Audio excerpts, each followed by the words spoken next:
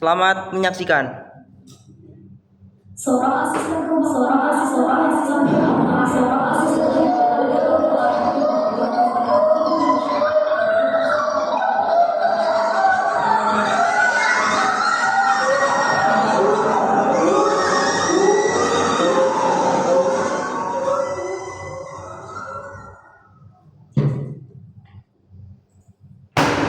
Dewan Hakim yang terhormat, sebelumnya perkenankan saya memperalat ucapan jaksa. Ini bukan pembelaan. Saya tidak pernah melakukan pembelaan terhadap diri saya sendiri karena ini bukan pembenaran.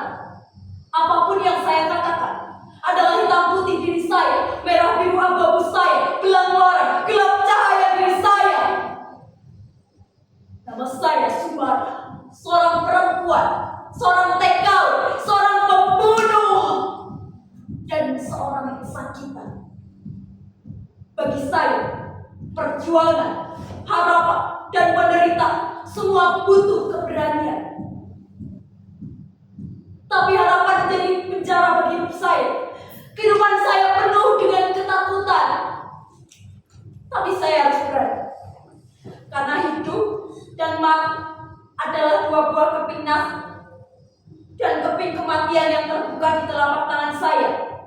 Itulah yang harus saya jalani sekarang. Dengan senang, sakit, dosa, pahala, semua sama. Ada resikonya. Inilah saya, Sumara. Saya siap mati. Jangan ditanya dan jangan dipotong kalau waktunya berhenti. Saya akan diam selamanya. Dari kecil, saya tidak pernah berani untuk mendongakkan wajah saya. Apalagi di Karangsari, tempat saya dilahirkan. Orang-orang Karangsari selalu membuat saya gugup dengan tatapan mereka, dengan bisik-bisik mereka.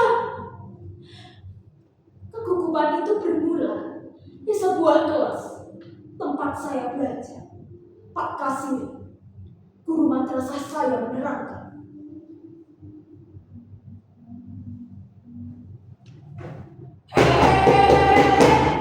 Pembunuhan para jenderal itu dilakukan oleh sekelompok orang yang sangat kecil yang tergabung dalam organisasi PKI. PKI itu benar-benar biadab. Oleh karena itu, sekarang dihapus dan dilarang berkembang lagi. Seluruh antek-antek PKI dihukum. Bapak isi Sumara, PKI. Apa iyo? Lah iya kok nggak percaya. Waktu itu bapaknya itu diciduk, sehabis dari langgar disaksikan seluruh warga kampung. Makanya kamu semuanya nggak usah deket-deket sama si Sumara itu. Diciduk. Modern. Bapakku bukan PKI. Bapakku bukan PKI. Benar kata si Mbok. Mbok nggak usah deres kelapa. Nggak usah jadi supir adong. Nggak usah membuat gula yang setelah itu disetorkan di koperasi Danu Hasto yang ternyata adalah PKI. Bapak jadi kena ciduk setelah Danu Hasto diseret oleh para tentara. Begitulah Simbo tidak pernah bertemu dengan Bapak lagi. Dan saya tidak pernah melihat wajahnya. Tapi rasanya bayang-bayang Bapak terus menguasai hidup saya. Saya tidak pernah berani untuk mendongakkan wajah. Saya tidak pernah berani untuk bicara. Dan saya kehilangan separuh ruang hidup saya. Bayang-bayang Bapak terus menggelapkan nama saya. Hingga ketika saya mencari surat keterangan bersih diri. Hingga pada akhirnya saya memutuskan untuk bekerja pada seorang juragan beras di kota Kabupaten. Namanya Bu Juwan. Dari bekerja di sana, saya berkenalan dengan seorang lelaki. Namanya Mas Edi. Dia seorang tentara.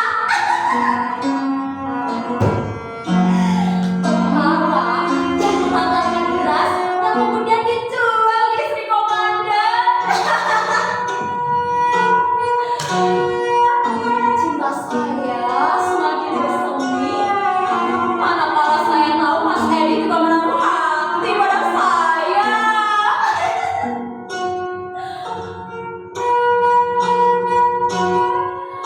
Rasanya hati ini melambung sangat tinggi. Tapi kemudian terpelanting dan jatuh ke jurang yang sangat curam. Saya tidak mungkin melanjutkan kisah cinta saya dengan Mas Edi. Saya tidak mungkin membumikan impian saya untuk menjadi istrinya. Mas Edi mundur teratur setelah mengetahui sejarah keluarga saya. Sebagai tentara, harap saja untuk memiliki istri seperti saya. Untuk menghilangkan bayang-bayang babi, saya memutuskan untuk pergi. Saya ingin lagi mencari tempat di mana bayang-bayang bapak tidak mengikuti saya lagi. Pada akhirnya, saya memutuskan menjadi seorang TKW. Apapun syaratnya saya penuhi. Dari mulai biaya administrasi kelurahan, Depnaker, kantor-kantor imigrasi, biro-biro tenaga kerja, dan seluruh tetek bengek lainnya. Jadilah saya, Sumbara binti Sulima, menjadi budak di negeri orang yang lulus dengan predikat tertinggi. Kosinus tanah diferensial. Jadi mesin cuci, Archimedes. Jadi teori menyetrika baju, dikotil monokotil, jadi irama kain pel, dan teori berpidato, jadi omelan para majikan. 13 pulau dari Sabang sampai Merauke yang katanya subur makmur kemari malah sinari hancur. Jadi wajan penggorengan di dapur. Mana yang katanya wangi kupu-kupu, minyak bumi, biji besi rotan, mana? Semuanya bisa dibeli dengan uang. Kini saya tetap menjadi budak di negeri orang. Saya hapuskan cinta saya, kenangan manis pahit getir masa remaja saya.